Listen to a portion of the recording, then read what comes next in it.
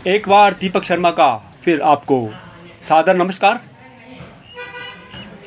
इतिहास श्रृंखला की कड़ी में आज आपको लिए चलते हैं निर्मंड क्षेत्र के चार चंबू सात भराड़ी।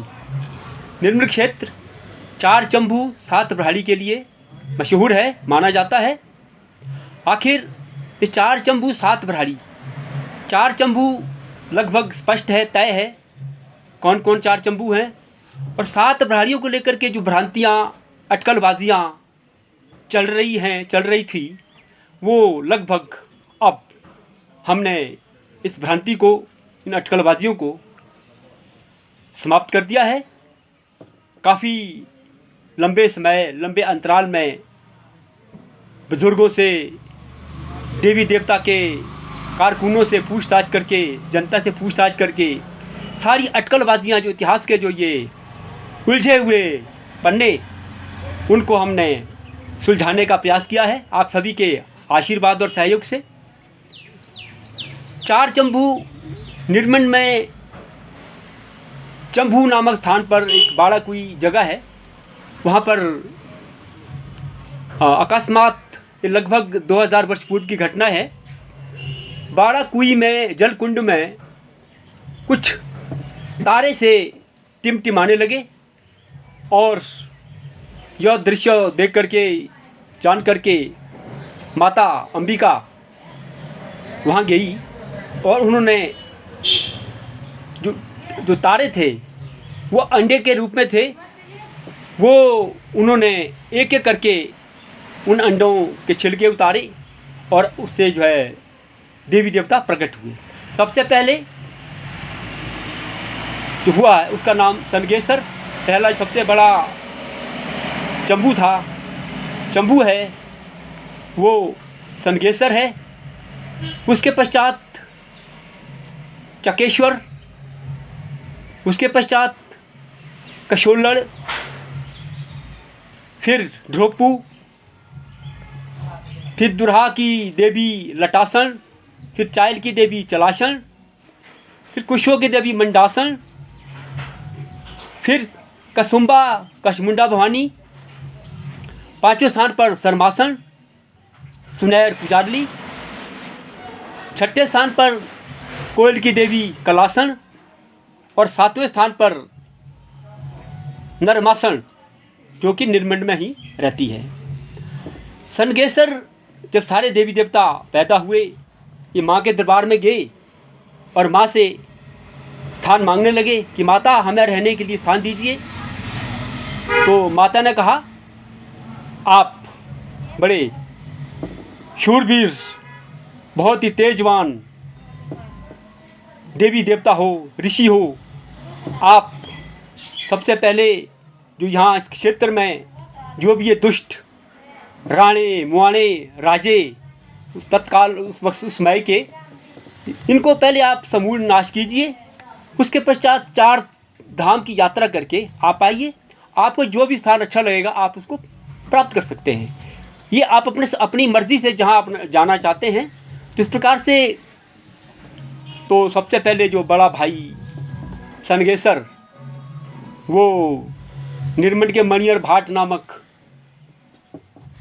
पंडित के गौशाला में गाय के रूप में उत्पन्न हुए, और चलते चलते चार राणों का समूल नाश करते हुए, रास्ते में सुख दुख बांटते हुए उर्तू देवगी में अपना स्थान ग्रहण किया गाय के रूप। वास्तव में इन चार जो देवता हुए हैं, चार चंबू, सभी कहीं ना कहीं किसी न किसी रूप में आप देखेंगे गाय के रूप में ही ये अवतरित हुए हैं, और बाद में पिंडी के रूप में स्थापित हुए। उसके पश्चात चकेश्वर, रंदल में जब पहुँचे तो रंदल के साथ में मेया, बनौन, टिकरा, टापरा, यहाँ मुआने, दुष्ट मुआने होते थे, उनका इन्होंने नाश किया, और चकेश्वर देवता रंदल में स्थापित हो गए। उसके पश्चात कशोलड़, चंबू कशोलड़, वो कशोली गए, और वहाँ पर थाचुआ का मुआना का उन्होंने अंत किया। उसके पश्चात जो सबसे छोटा भाई ध्रोपू, वो रोते रोते माता के पास गया और थान मांगने लगा। माता ने कहा, पुत्र जाइए, आपको मैं दोरी गंगा, दो गंगा के जो संगम होगा, सतलुज नदी और नैन गंगा कोरपन खड्ड जिसे कहते हैं, उसके संगम पर जो है ध्रुव देवता जो है अपनी लीला रचाते हुए वहाँ पहुँचते हैं। उन्होंने स्थान ध्रुव में ले लिया। उसके पश्चात जो चार जो बड़े भाई थे, चंबू, जो अंतिम चंबू ध्रुव से छोटी, उसका नाम दिया गया लटासन। वो बहनों में सबसे बड़ी है। वो जो है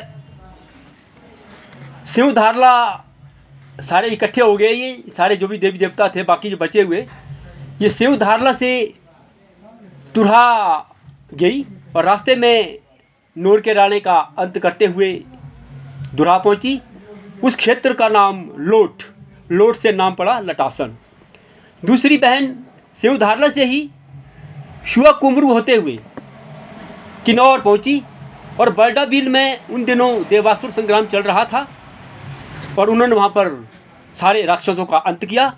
और चलते चलते पहुँच गए मगहनी जोत होते हुए जाऊँ जो क्षेत्र है उसको चायल कहा जाता है। तो फलतः लोक भाषा में लोक नाम पड़ा चलाशन। वहाँ पर पहले ही माँ पार्वती, भगवती, आदि देवी, आदि शक्ति पार्वती माता का मंदिर पहले ही था। तो पार्वती काली चलाशन के स्वागत के लिए बाहर निकली। उन्होंने कहा, चलाशन, आप चलाशन हुई, आप मेरे ही अंश हो, तो मैं बैठा राज मैं करती हूँ, चलता राज आप करो। इस प्रकार से चलता राज जो है माँ चलाशन ने चायल का पूरे क्षेत्र का राज चलाशन के हाथ में माँ पार्वती ने दिया। और वहाँ पर चलाशन ने डुंजू राक्षस को मारा।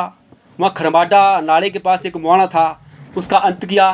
इस प्रकार से जो तीसरी बहन भराड़ी मंडासन, वो कुशवा पहुँची और उन्होंने वहाँ पर शाइच नामक स्थान पर जो मुआना था उसका अंत कर दिया। चौथी बहन कसुम्बा शिव धारला से चौड़ाकोट पहुँची और वहाँ से कचेड़ी कुमारसन वहाँ पहुँची। और एक दिन लाठी गांव के ब्राह्मण ने उस देवी को तुम्बी में बंद कर दिया और कोटेश्वर महाराज के पास वो गए और उन्होंने उन देवियों को से मुक्त कराया, जिसमें से एक हाटू गई, एक कचेड़ी रही और तीसरी डडोहोल दलाश के पास गई। डडोहोल दलाश से देवी पांजू गई। कालांतर में जो भी घटनाक्रम रहे होंगे, कहानी इतिहास बहुत लंबा है, कभी मौका मिलेगा द्वारा विस्तृत रूप से एक एक देवी देवता का इतिहास बताऊंगा। उसके बाद वो खेकसू उन्होंने स्थान प्राप्त किया। पांचवी बहन सरमासन, जिसे हम सुनहरी देवी भी कहते हैं। वास्तव में ये चलते चलते शिव धारला से चूनागाई होते हुए पुजारली सुनयार होते हुए पुजारली पहुंची और इसका नाम दिया गया सरमासन। और ये इसमें थोड़ी दुविधा है इस देवी को लेकर के। वास्तव में वहाँ पहले से एक सीता आदि शक्ति का मंदिर था, वहाँ रहती है आदि शक्ति, उसका नाम सीता, जो कि वही खरोडी के खश के जो खेत में हल चलाते हुए सीता, हल के जो सीता होता है, लोहा होता है हल में लगा हुआ, उसको सीता कहते हैं। उसमें मूर्ति टकराई खरोडी का खश जब हल चला रहे थे, तो इसलिए इसको सीता नाम दिया गया। उसके कालांतर में जब सरमासनी वहाँ पहुँची तो सीता माता ने कहा कि आप मेरे ही अंश हो, आपको मैं चलता राज देती हूँ, बैठा राज मैं देख लूँगी। और आज भी जब सरमासनी का जो रथ जब निकलता है, उसमें जो मुख्य मोरा है वो सीता का है और दूसरे नंबर का जो मोरा है वो माँ सरमासन का है। और इसका प्रचलित नाम अब जो है सीता का पहला मोरा उस पर है, ऊपर से सबसे पहले नंबर पर लगा है, परंतु प्रचलित नाम इस देवी का सरमासनी के नाम से ही माना जाता है। वास्तव में ये एक ही रथ में दो देवियाँ आरूढ़ हैं। छठी देवी कोयल गई। कोयल में भी उन्होंने जो मुआना था उसका अंत किया और वहाँ पर लोगों ने इसको कोयल के नाम से नाम दे दिया, कोयल की कलासन। और सबसे छोटी बहन थी सातवीं बहन वो माई ने, निर्मल की माँ अंबिका ने कहा कि पुत्री आप यहीं रहिए, आप मेरे साथ रहिए। और उन्होंने कहा कि भाई आप मेरी सबसे छोटी हो, सबसे छोटी पुत्री हो। तो उनको जो है माँ अंबिका ने वहीं अपनी गर्भगृह में ही एक स्थान दे दिया है। आज भी उस देवी को डमाए दुर्गा के नाम से माना जाता है। निर्मंड के जो जो खुंडा है हमारा, वो जो है उसकी पूजा अर्चना करते हैं, उनकी वो देवी मानी जाती है। इस प्रकार से ये 4 चंबू 7 ब्राह्मणी का जो इतिहास है वो मैंने प्रयास किया है। काफ़ी मैंने पूछताछ करके, काफ़ी विद्वानों ने, शास्त्री लोकनाथ जी ने इसके बारे में लिखा है और कई विद्वानों ने लिखा है। काफ़ी मैंने पूछताछ कर इस निर्णय पर निकला। और साथ में मैं आभारी हूँ अपने भगवान प्रकाश जी गाँव वाले, वो काफ़ी खोजबीन करते रहते हैं। उन्होंने ही मुझे ये निर्देश दिया था कि बड़े भाई साहब, थोड़ा जो अटकलबाजियाँ आजकल चल रही हैं, तो मैंने कहा, भगवान प्रकाश भाई जी को कहा, गाँव के रहने वाले हैं, तो मैंने कहा मैं अवश्य आपकी इस शंका का समाधान करने का प्रयास करूंगा। और मैं उनका भी बड़ा आभारी हूं जिन्होंने मुझे इस वीडियो बनाने के लिए, भगवान प्रकाश जी ने मुझे प्रेरित किया। तो मैं भगवान प्रकाश जी का भी धन्यवाद करता हूं कि वो इन चीज़ों में, इस प्रकार के इतिहास में, विलुप्त होती संस्कृति में रुचि रखते हैं। इसी के साथ समय मिला अलग अलग देवी देवताओं का अलग से इतिहास, जो विस्तृत इतिहास है, आप तक पहुंचाने का मैं प्रयास करूंगा। इसी के साथ दीपक शर्मा का सादर नमस्कार। फिर मिलेंगे।